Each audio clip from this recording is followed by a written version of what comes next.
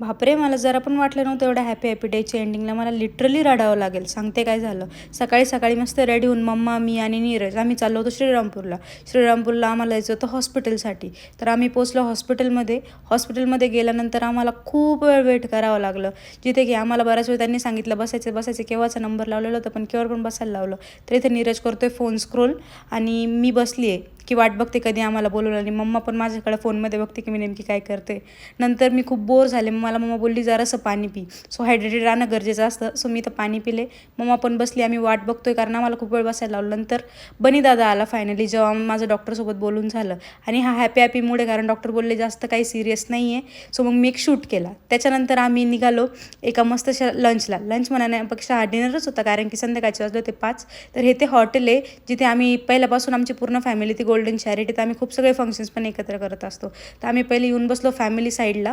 तिथं होतं सगळा ॲम्बियन्स चांगला, पण नंतर आम्हाला असं वाटलं की आम्ही जिकडे नेहमी जाऊन बसतो सोबत फॅमिलीसोबत तिकडे जाऊयात. मग मी सगळ्यांना बोलले आपण तिकडे जाऊ. सो आम्ही सगळे इकडे आलो. आणि ही जागा कशी थोडीशी ओपन आहे, इथं मस्त एअर वगैरे फ्लो होते आणि इथला ॲम्बियन्स पण खूप छान वाटतो मला. सो इथे नीरज बसले तरी पण फोन स्क्रोल करत. नंतर आम्ही खाल्लं स्टार्टरमध्ये चीज तंदुरी चिकन आणि त्याच्यानंतर मेन कोर्समध्ये आम्ही सगळ्यांनी खाल्लं बिर्याणी. तर इथे नीरज पण खातोय आणि मम्माने माझ्या अंगावरती मला दिलं तिचं ओढणी, कारण की मला बोलली की तू खूप जास्त खराब करशील व्हाईटवाला ड्रेस.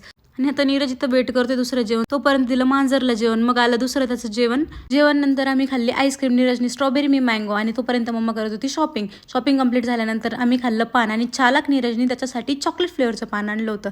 सो आम्ही सगळ्यांनी खाल्लं इथं पान. आणि इथं नीरज आणि मी पान खाते. तिच्यात नीरज मला बोलला पूर्ण खायचं आणि त्यांनी खाल्लंच नाही. त्याच्यानंतर मी घरी आल्यानंतर चिमीबरोबर खूप खेळले. तो डान्स वान्स करत होता. नंतर चेरी पण धिंगाणा करत होता आणि मी खूप टायर्ड झाले होते. पण इथंच येतो तो टर्निंग पॉईंट जिथे मला रडावं लागलं की इतकं खराब टेस्टचं हे जे मेडिसिन होतं जे मला दिलं. आणि तिथे लिटरली मला खूप भयानक रडू आलं कारण ते खूप जास्त ॲसिडिक होतं आणि ते माझ्या घशात पण जरा बऱ्यापैकी आग झाली होती आणि त्याच्यामुळे मला खूप रडायला आलं. नंतर ते संपलं आणि दुसरं पण औषध मम्माने दिलं जे की खरोखर खूप जास्त खराब टेस्टचं होतं पहिल्यावाल्यापेक्षा पण. आता इथे नीरज ओपन करतोय आणि मम्माला खुलत नाही, तर ते बॉटल पण बोलती नको देऊ, तरी पण मम्मा मला देते. आणि इथे गाईज बघा तुम्ही इथं माझे रिॲक्शन, कारण इतकं वर्स्ट होतं आणि मम्मा मला उलटी पण करू देत नव्हती, इतकं घाणेरडं लागत होतं. लिटरली माझ्या हातातून फोन पण पडला. पण त्याच्यानंतर गाईज मम्माने मला पाणी प्यायला दिलं.